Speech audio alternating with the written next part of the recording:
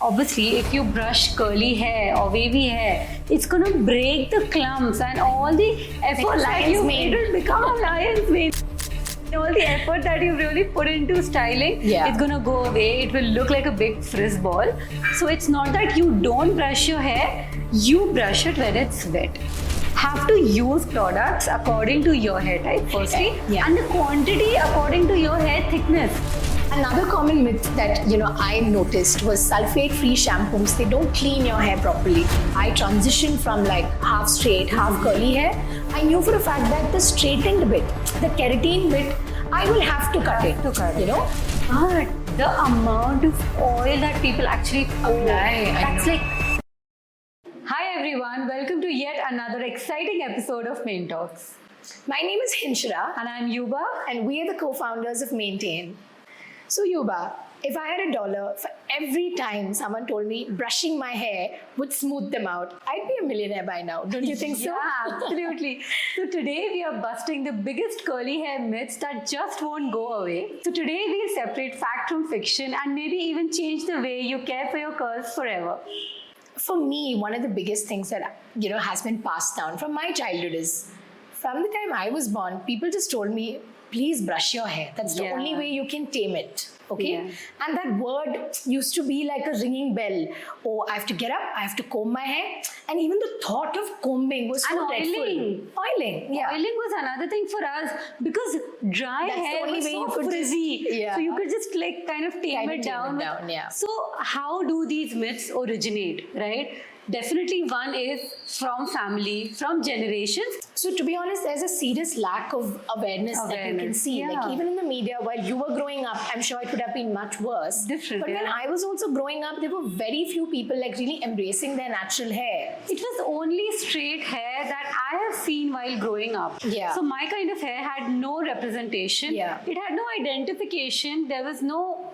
See, even when you're going to a salon, right, back in the day, they didn't understand your hair type. What to do with it? They used to look at my hair in such a weird way, Yeah, same. They used to be like, how do we care for it? And then once smoothing and keratin and all became common, without even trying, they just put that across to you. And even in a professional environment, to be honest, like going for an important meeting or an event, we never considered our hair to be good enough. We would always want to like do some sort of treatment to it before even going for the function. So I'm going to take you through some of the myths, okay? We'll ask each other and we'll see what we have to say more about them. Yeah.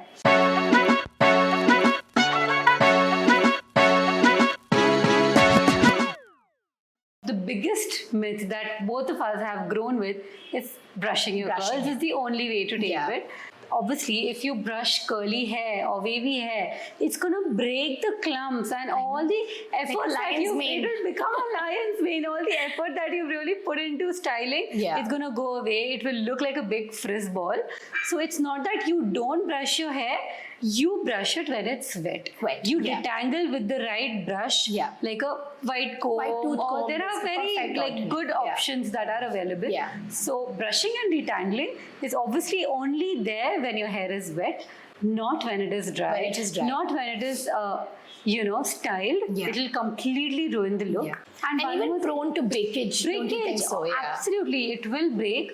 And one more thing is, this is one habit that some people try. I mean, for some people, it's most difficult to come out of. Go of it, because they have that habit of getting up, and the first thing, like after brushing, is combing. Like that. So that is one big myth, which is like some other myth that you can think of. According to me, one other important myth that I discovered is you use more product, you get better definition and curl pattern. Oh yeah, especially for your hair type. And like even the demonstrations, like when you watch a lot of tutorials, right, when you're starting out, it's so difficult to figure out the quantity. And the layering so many products. And even taking the conditioner, like it was a lot of conditioner. And there was also memes saying that if you buy the shampoo and the conditioner at the same time, pretty much the conditioner is getting over faster because of the way it's been constructed. But I feel that's where we really nailed it with our conditioner. We made it less is more. So you're always and water plays a big role. Water plays a very big role. And even in terms of like using a lot of styling products, as you mentioned, like, you know, you start with a leave-in, then you're using a curl cream, then you're using a mousse, then you're using a gel.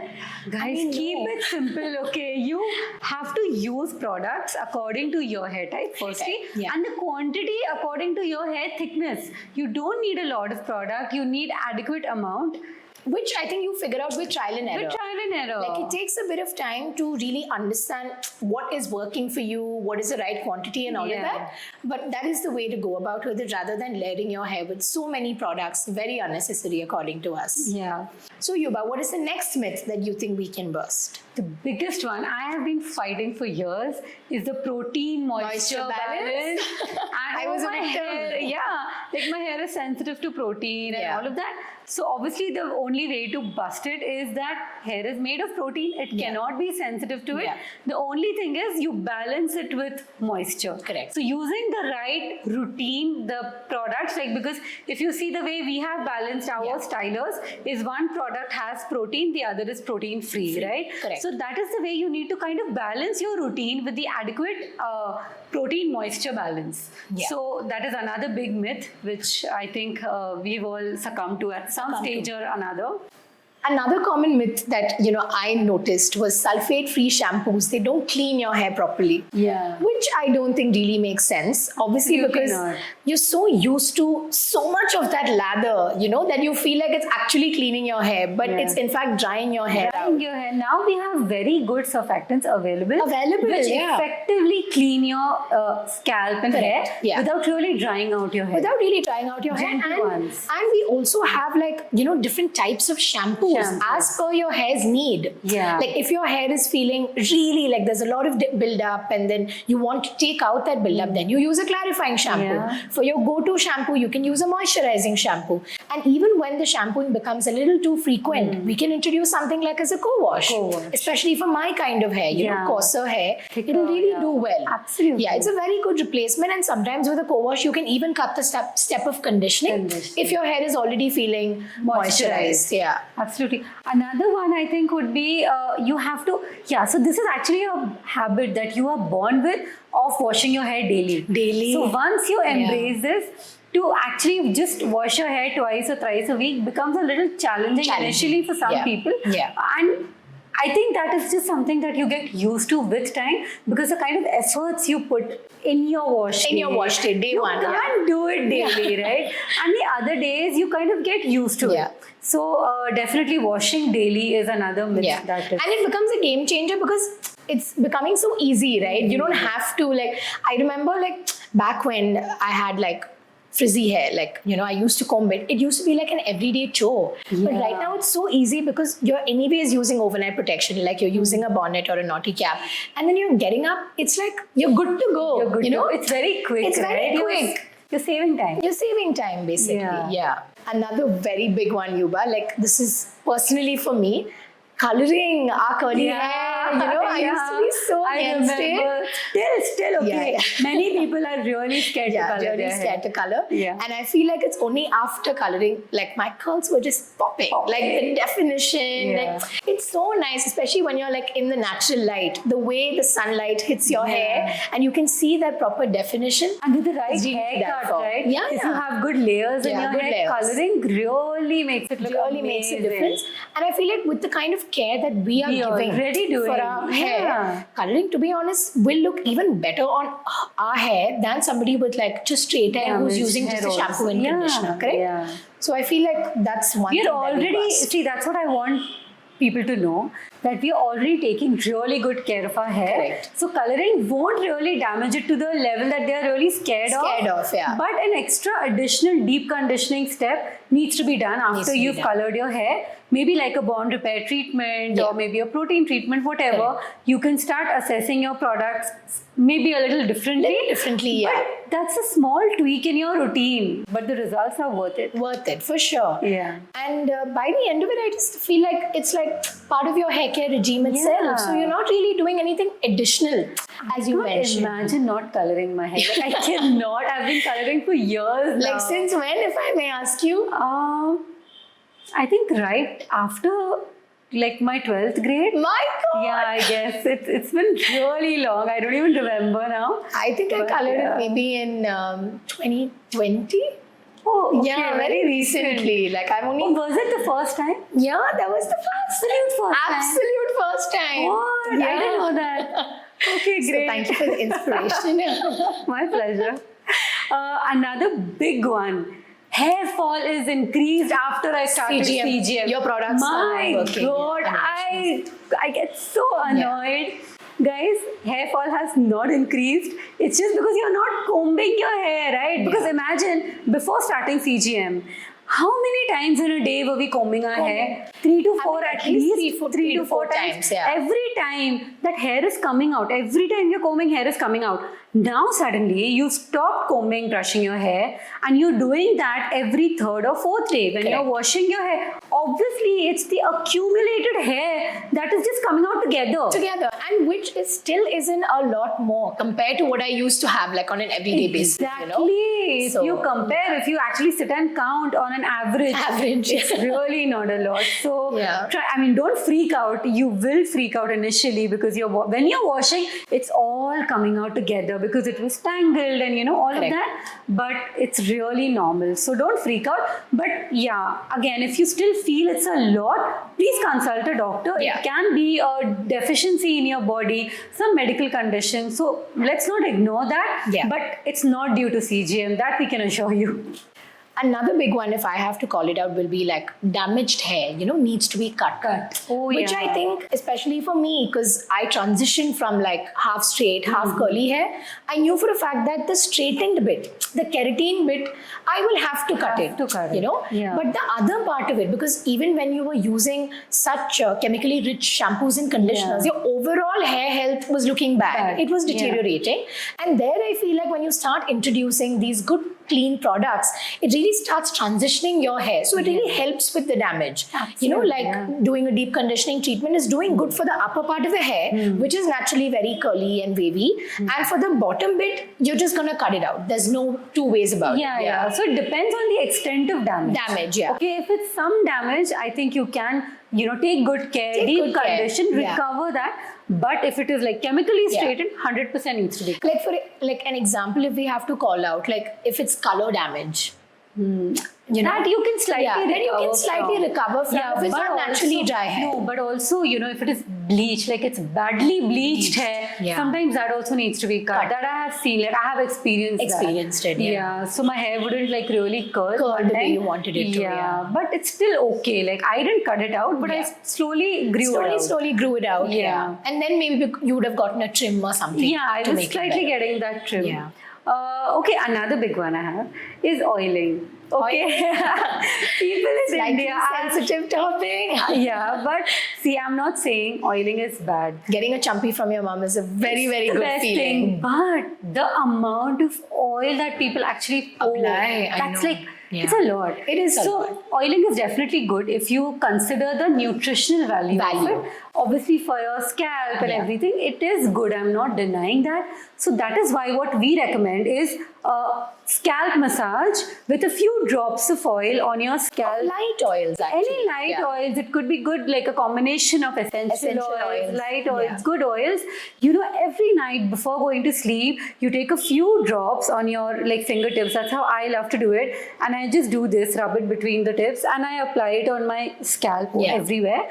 That kind of refreshes my scalp. It gives it the kind of nutritional boost that is needed. That is needed for sure. And still, if you still really want to oil your hair, you can use a light oil, but don't apply it too much. See, what happens is oil is built up. Imagine oil dropping on your cloth. Look at the stain it leaves, right?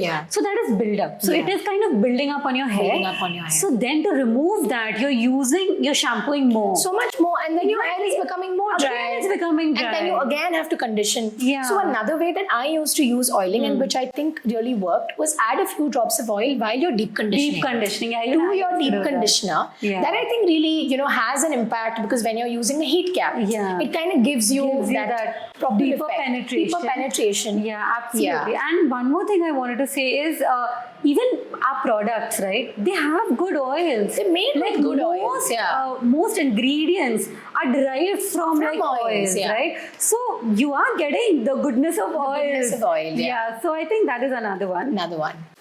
Another one. Okay. So I have met a few people who I have noticed have like wavy, nice wavy hair. Yeah. And I tell them, oh, you have wavy hair. Why don't you, start following this routine and, do this? Yeah. And they're like, no, I don't think it'll look good on me. Yeah. It'll suit me. Because, see, they are used to looking a certain way their life. Like, for years, they've seen themselves with that hair. So suddenly, it becomes a little bit of a shock. Even for me, the first time I remember when I styled my hair. Like you did the routine and it dried out. So different.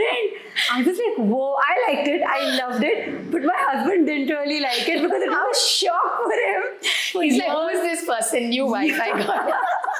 For years he's seen me with straight hair, right? So it was shocking for him. Yeah. So it takes a little bit of, getting used to, right? For sure. Like I remember, like even when I went to college, like I was transitioning into this, like into curly hair in my third year of college. So people had seen me like throughout college with smoothened hair. And I looked very, very different. Like you've seen pictures, right? So when I transitioned and I slowly started becoming more confident and even open, like it took me also some time. I used to look at myself in the mirror and be like, okay, like this is a new look. And I used to like trim my hair also because I had really damaged You were roots. transitioning. So I used to give regular trims. How long did it take? It took for the me like transition 6 to months. complete? 6 months, like from the beginning till the end. I started with 50% damaged hair and 50% like frizzy hair. Till the time it became like very naturally, it started coiling on its own. The whole routine started making more sense. That took like 6 months. Okay. So which kind of became like a solid proof. So you that had time to get used to that?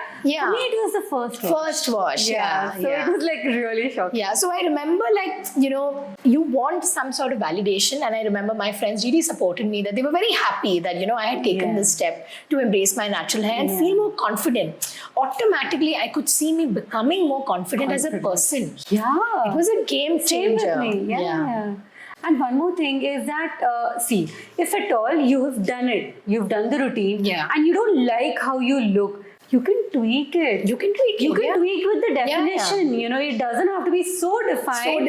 But you can cut down on the damage. It can be as simple as that. Yeah. And even a simple change as just switching to a better shampoo and conditioner itself makes so much of a difference, right? True, you can get into styling a lot later if you're not accustomed to it, if you're not used to it. But just changing a shampoo and conditioner itself can be a very big change. Yeah, it's like one step to healthy hair. Healthy hair, correct. Yeah. So guys, I hope we've covered all the major curly myths that we've come across in the curly hair world. And we hope we were able to bust a few of them, and it helps you in your curly hair routine. Also, curly hair is about trial and error. So you can do things. If they don't work out for you, it's fine. It's all about, doing it the right way. And if you know more such myths, please tag us in the comments below. So guys, thank you so much for tuning into our today's episode. We really hope you loved, laughed, or learned something new. Make sure to hit a follow if you're listening to this on any audio streaming platform, or subscribe to it if you're on YouTube. We'll be back with another great episode next week. Till then, keep maintaining.